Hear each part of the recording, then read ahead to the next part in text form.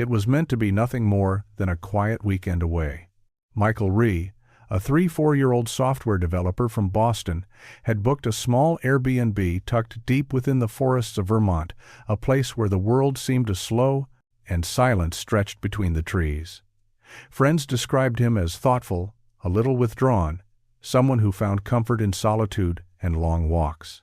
That Friday evening he arrived, unpacked, made tea, and sent one last message: "I'll go for a short hike in the morning." The next day, the forest woke under soft mist and pale light. Michael stepped outside and disappeared into the stillness. No noise, no struggle, no trace.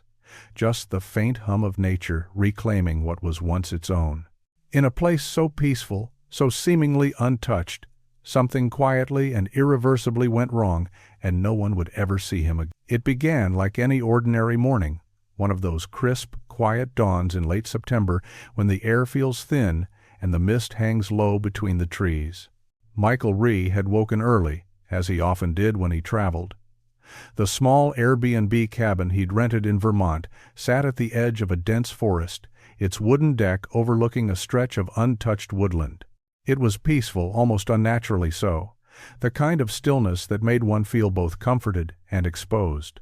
He brewed a cup of coffee, sent a quick text to a friend in Boston about how this place feels like another world, and then, just after 8:15 a.m., he set off for a short morning hike. A simple walk, no more than a couple of miles, he'd said. Nothing about that moment suggested it would be the last time anyone ever saw him. By midday, the cabin was silent again. The mug still sat on the counter, half drained. His phone charger was plugged in beside the bed. The sheets looked recently used, but neatly folded. Back, as if he'd meant to return. Hours passed, and the host, a woman named Linda who lived nearby, noticed that Michael's rental car was still parked outside. The lights remained off even as dusk began to fall. She knocked on the door once, then twice. No answer. At first, she thought he might have gone into town or decided to extend his hike. But when the next morning came and the car was still there, she knew something wasn't right. When the local police arrived, they began with the obvious questions. When was the last time he was seen? What route might he have taken? Did he leave a note or mention a plan? Linda could only shake her head. Everything inside the cabin was in order. His rucksack was missing, but his wallet, laptop, and passport were untouched. It was as if he had stepped out for a breath of fresh air and simply never come back. By that afternoon, a search team had been assembled. Dozens of volunteers joined local officers, moving systematically through the surrounding woods. They followed every visible path, scoured the undergrowth, even brought in dogs trained to detect human scent. For 2 days, they combed through miles of forest. But nothing turned up, not a footprint, not a scrap of clothing, not a dropped water bottle or an impression in the soil. The dogs lost the scent only 50 meters from the cabin door. The strangeness deepened when police tried to track his phone. The last signal pinged from a cell tower less than a mile from where he was staying at 8:42 a.m. on the morning he disappeared. After that, total silence. No outgoing messages, no calls, no data use. It was as if the device had been switched off or had ceased to exist. When investigators reached out to his friends and family, they all described him the same way: level-headed, logical, not the sort to take risks or vanish without reason. Michael had no history of mental health struggles, no debts, no relationship troubles. He'd booked the Vermont trip as a short break after completing a major software project. He needed time to unplug, his colleague said. He just wanted some quiet. And yet, within hours of stepping into that quiet, he was gone. The police began to theorize. Perhaps he'd wandered off the trail, gotten lost, or had an accident in a part of the forest too remote to access. But the terrain surrounding the cabin wasn't especially dangerous: gentle slopes, marked paths, no cliffs or deep creeks. Even if he had fallen or been injured, the search should have revealed something. People don't just disappear, one officer told the press during a brief statement. There's always something left behind. But in Michael's case, There wasn't. As the days stretched into a week, rumors began to spread among the locals. Some said they'd heard strange noises in the woods at night. Others claimed to have seen a faint light moving between the trees, too bright to be a torch, too dim to be a car. A few insisted that the forest had always had a bad energy, that it swallowed things. The police dismissed those stories as gossip, but even they couldn't explain the silence. On the 6th day, a volunteer stumbled upon a single clue, a faint indentation in the soil, roughly the shape of a boot print. It was found about half a mile from the cabin, near a small stream. But when investigators returned the next day to photograph it properly, the mark was gone. Heavy rain overnight had erased any trace. By the 10th day, official search efforts were scaled back. "Without new evidence, we have to consider all possibilities," the sheriff said during a press briefing. His tone suggested resignation more than hope. Michael's family arrived from Boston, his parents, his sister, and stayed in a local motel, clinging to the idea that he might somehow walk out of the forest alive. But as each day passed, that hope began to fade. What unsettled many was how little sense it all made. There was no indication of foul play, no evidence he'd planned to vanish. His bank accounts remained untouched. His online activity stopped the moment he left the cabin. The car keys were still on the counter. Even his hiking boots, according to the Airbnb host, weren't the kind you'd wear for long distances, more for casual walks. It felt as though he had simply stepped out of existence. The calm, picturesque woods that once seemed safe now carried a quiet menace. Locals began to lock their doors earlier. Hikers avoided the area, and rumors of the man who vanished without a sound became part of the town's uneasy folklore. For those who followed the case, there was one detail that continued to haunt them: the final text message he'd sent before leaving that morning. "It's unbelievably peaceful here. I could stay forever." No one knew it would read like a farewell.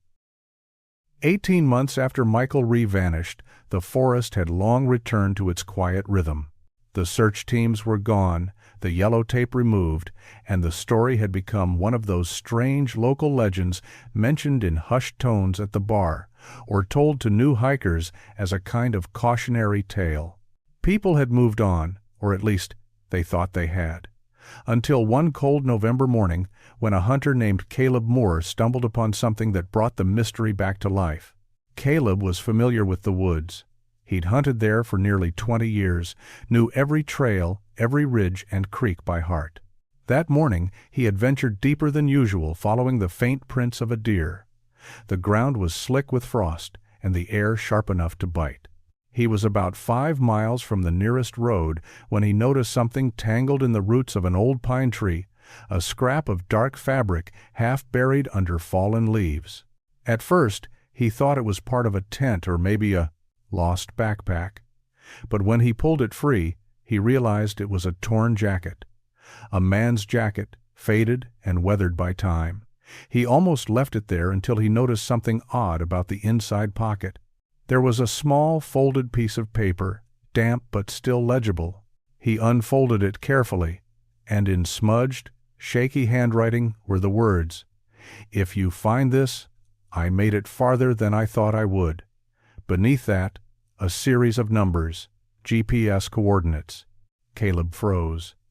He knew exactly whose name would soon echo through the valley again. He hiked straight back to his truck and drove to the nearest police station, clutching the note in his gloved hand as if it might vanish too. When investigators arrived at the scene the following day, they cordoned off the area. The coordinates on the note led them deeper into the forest, nearly 2 miles beyond where the original search had ended. It was a part of the woods so remote that even the rescue drones hadn't scanned it in full detail. The trees grew denser there, and the terrain sloped sharply into a hollow that wasn't visible on standard maps. At the marked location, they found what looked like a makeshift camp. A circle of stones blackened by old fire, a few rusted tin cans, and what might once have been a sleeping bag, now little more than shredded fabric. Everything was soaked, overgrown, and nearly reclaimed by nature. But it was undeniably human. Someone had been there, and not long after the disappearance, among the ashes, police recovered fragments of a burned notebook. Only a few pages survived. The words were too faint to read completely, but a few phrases stood out. "Lost the trail," "no signal," and, disturbingly, "I keep hearing something at night." The discovery sent a ripple through the town and through the internet. Within hours of the news breaking, social media lit up with theories. Some claimed it proved Michael had tried to survive on his own and succumbed to the elements. Others pointed to the strange note and coordinates as signs of something far stranger, that maybe he'd been running from something. The investigators were cautious. They confirmed that the handwriting on the note matched Michael's from earlier journal entries found on his laptop, but there were details that didn't fit. For one, the jacket wasn't the same one he was last seen wearing in photos from his trip. It was a different color and a different brand altogether, something no one remembered him owning. And then there was the question of distance. How could he have made it that far into the woods, with no provisions, no clear path, and no sign of injury or struggle? The campsite raised even more questions. The cans were old, but too old. Forensic tests suggested they had been left there years before Michael's disappearance. Whoever built that camp might not have been him at all. Or, if it was, then he had somehow found an abandoned site and reused it. But why? Reporters descended on Vermont again, reigniting national attention. The sheriff's department held a press briefing, careful to temper expectations. "This is a significant discovery," he said, "but we are still far from understanding what truly happened to Mr. Rhee." His tone betrayed something deeper: confusion, maybe even unease. Because though they had found evidence of life, they were no closer to finding a body. As days passed, the investigation expanded. Drones scanned the surrounding 5-mile radius. Ground teams sifted through soil and debris. They found traces of burnt wood, animal bones, and buried beneath a shallow layer of dirt, what appeared to be the remains of a small campfire built atop another, older one. It was as if someone had tried to erase the past by burning over it. But the strangest find came a week later: a single boot, half submerged in the mud, about 40 meters from the camp. It was size 10, consistent with Michael's, but far too well preserved compared to the condition of the other objects. It looked as if it had been there only a few weeks, not a year and a half. Experts debated whether it was possible that environmental factors could explain the discrepancy. Some said yes, the soil could have protected it. Others weren't so sure. The official report would later describe the evidence as chronologically inconsistent, a phrase that, while clinical, perfectly summed up the unease that had settled over everyone involved. Meanwhile, Michael's family clung to the note. His sister said it gave her comfort, proof that he had fought to survive, that he hadn't simply disappeared without a trace. "He made it farther than he thought he would," she told reporters, her voice breaking. That means he was alive long enough to realize he wasn't lost in vain. But not everyone shared. When detectives reopened Michael Rhee's case following the discovery of the jacket and the note, they decided to dig deeper, not into the woods this time, but into his mind. They began with his laptop, which had been sitting in police storage since his disappearance. For months, no one had thought to look beyond his emails and browser history. It was considered routine back then, a missing hiker probably lost to the wilderness. But now, with new evidence suggesting a deliberate path, they went back through every file, every saved document, every download. What they found changed the entire tone of the investigation.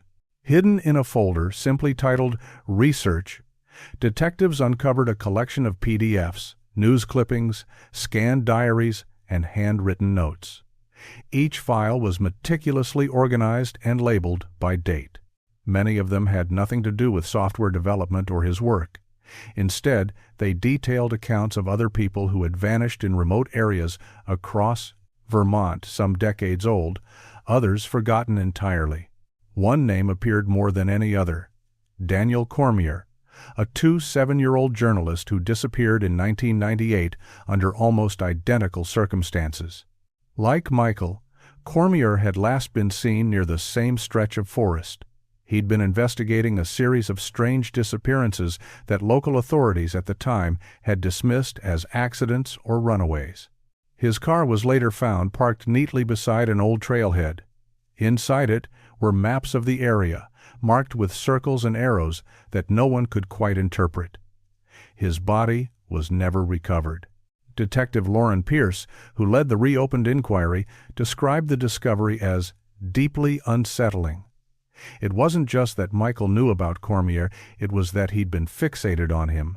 One of the documents on Michael's computer was a scanned copy of Cormier's last known article draft, pulled from the archives of a long-defunct local newspaper. The headline read, "The Woods. Don't Forget." There were notes scribbled in the margins in Michael's handwriting. The coordinates overlap, and he must have seen something. It became increasingly clear that, in the months leading up to his trip, Michael had grown obsessed. His search history showed repeated queries about missing hiker clusters, Vermont anomalies, and unresolved forest vanishings. He had even joined an online forum dedicated to discussing strange disappearances in wilderness areas. His username, QuietPath91, appeared frequently in threads discussing Cormier's case. Other users described him as articulate, thoughtful, but increasingly intense.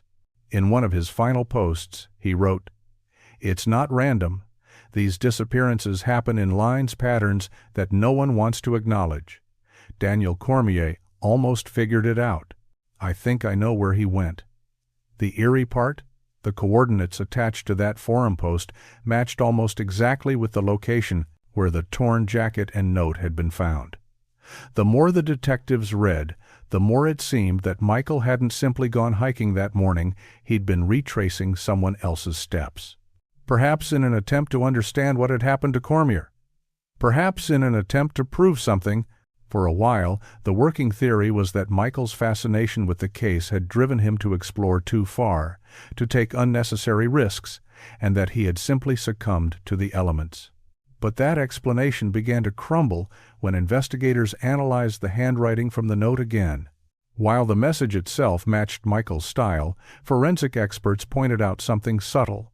The letters I and T were formed differently than in any of his known writing samples.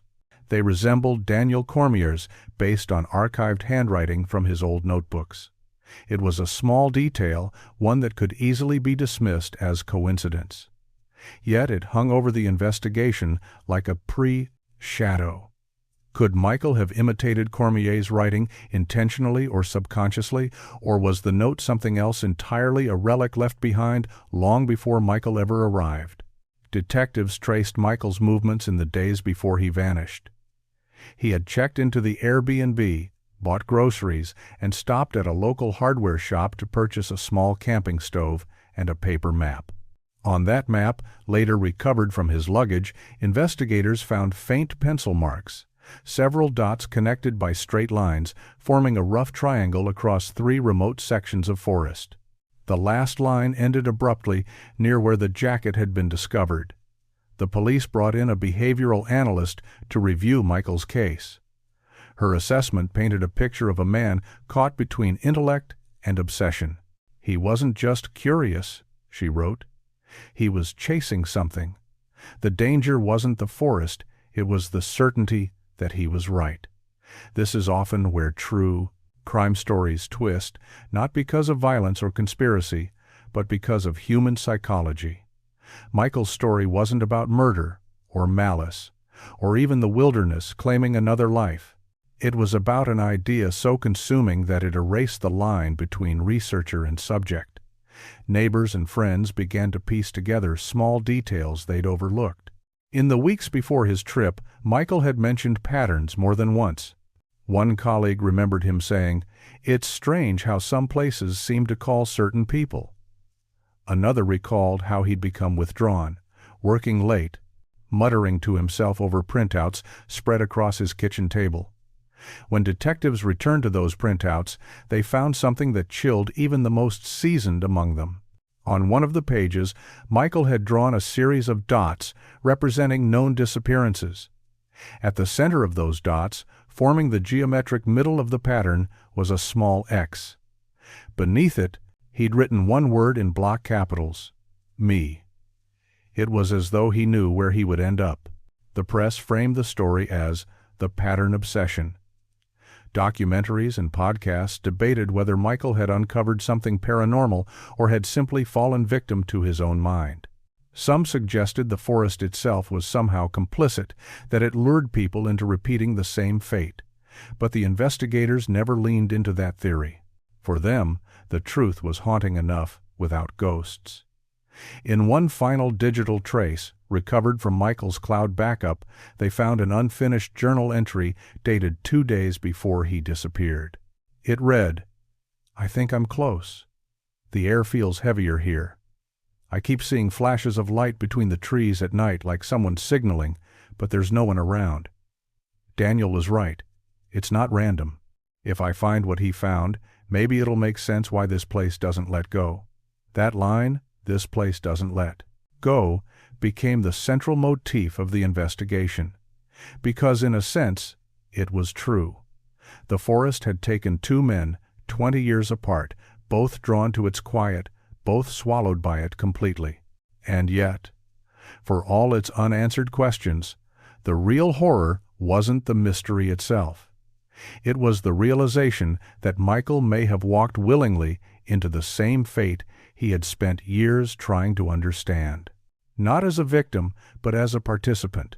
By the time the files were closed again, there was no official conclusion, only a quiet understanding among those who'd studied the case that obsession, once it takes root, doesn't always end in discovery. Sometimes it ends in disappearance, the kind that begins long before a person ever steps into the woods. Some nights, hikers still say they see flickers of light deep among the trees. Not headlights, not torches, just a dim, rhythmic glow that vanishes when approached. A superstition, perhaps, but those who know the story of Michael Rhee can't help but wonder whether the forest really did remember him, or whether, in trying to find the truth, he became part of the pattern he was so desperate to map. Some people go missing because something happened to them. Others vanish because they were chasing something that never truly existed. In Michael Rhee's case, no one can say for certain which it was. What began as a simple weekend escape turned into an unspoken pact between man and wilderness, a story half finished, swallowed by silence. The forest never explained, never confessed, and perhaps that's why his disappearance still lingers in people's minds. Today, when the mist drifts low across the Vermont trees, it's easy to imagine him still out there, not as a ghost, but as an echo, a reminder of how thin the line is between curiosity and obsession, between finding the truth and losing yourself entirely to it. Some mysteries don't ask to be solved. They simply exist to remind us of how fragile our certainty really is. And as the forest breathes again, calm, eternal, indifferent, the world moves on, but his story stays. If this story left you with questions, or if you felt that quiet chill that true mystery brings, make sure to subscribe for more stories just like this, where every answer hides another question and every silence has something to say. Turn on notifications, leave your theory in the comments, and join others who, like you, can't quite let go of the feeling that some disappearances mean more than they seem.